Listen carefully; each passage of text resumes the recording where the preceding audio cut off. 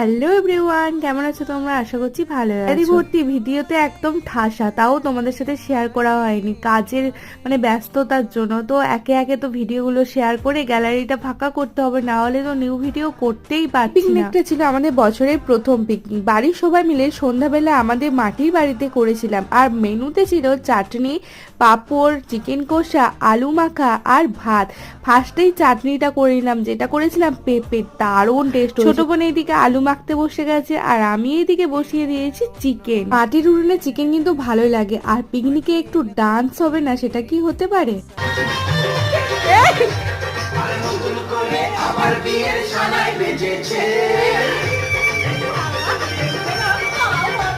তো ছোট্ট বঞ্জিরা নাচ করছিল, তা দেখে দেখে আমরা একটু কোমর দুলিয়ে দিলাম। আর এইদিকে দেখো ফার্স্ট ব্যাচ বসে আছে খেতে, এটা হলো সেকেন্ড ব্যাচ আর আমরাই ছিলাম থার্ড ব্যাচ।